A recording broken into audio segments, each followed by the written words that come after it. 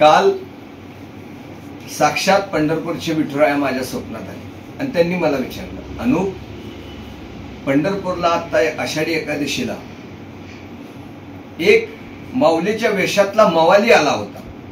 मला समजलंच नाही, असं कसं माऊलीच्या वेशात मवाली आणि साक्षात विठुराया म्हणतात. मला हडबडून जाग आली. मग विचार केला, असं कसं झालं.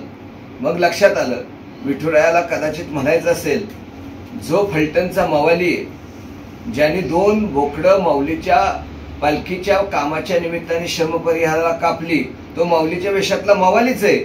मग विठुरायांना मी परत झोपल्यानंतर उत्तर दिलं, तुम्हाला मूर्खाधिकारी म्हणायचंय का.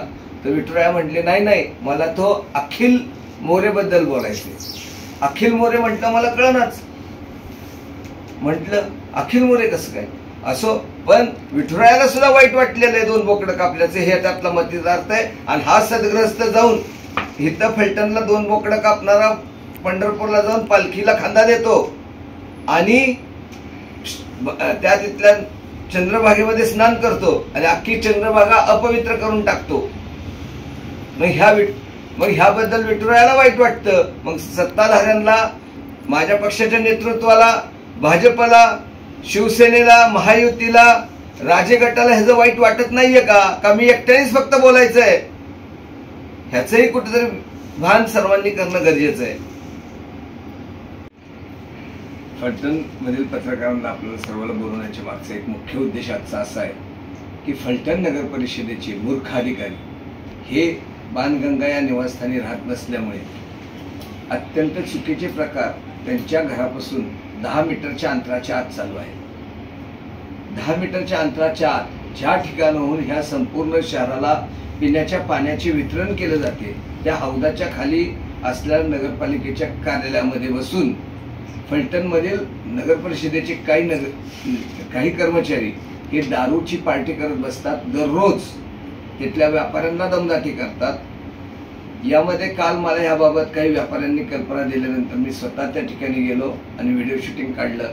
त्यामधून भोला काकडे नावाचा जो कर्मचारी आहे, जो मूर्ख अधिकाऱ्याच्या खूप मर्जीतला आहे, तो तिथून पळून जाण्यात यशस्वी झाला.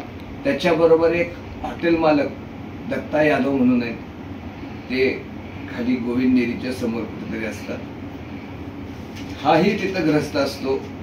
जर कर्मचाऱ्यांबरोबर असे काही लोक तिथं जर बसत असतील आणि मला माहिती मिळाली त्यामध्ये काही लोक हे गुन्हेगारी प्रवृत्तीचे तिथं बसतात, अशा परिस्थितीमध्ये जिथून पाणी पुरवठा होतो तिथं जर एखाद्याने नशेत जाऊन त्या पाण्यामध्ये काय टाकलंच तर संपूर्ण शहर धोक्यात येणार आहे.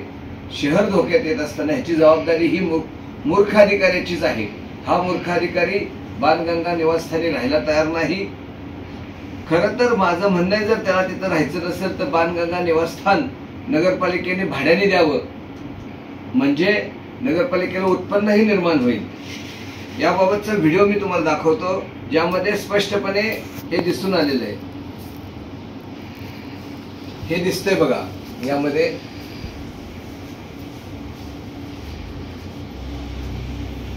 हे निवासस्थान आहे, म्हणजे ते ठिकाण कार्यालय आहे आणि हे नगरपालिकेच्याच मालकीचं आहे.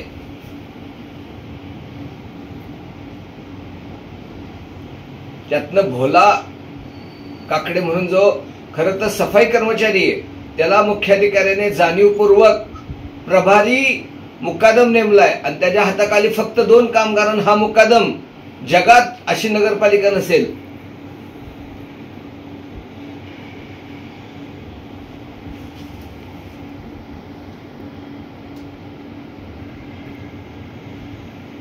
जगात पहिली नगरपालिका असेल की जिथं 2 कर्मचाऱ्यांवर 1 मुकादम नेमला जातो आणि तो पण कोण, तो सफाई कर्मचारी.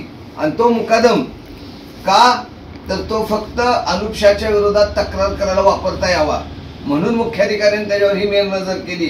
हा मुख्याधिकारी नाहीच आहे, माफ करा, हा मूर्ख अधिकारी आहे. याबाबत आपल्याला काय बोलायचं असेल, प्रश्न विचारायचा असेल तर विचारा.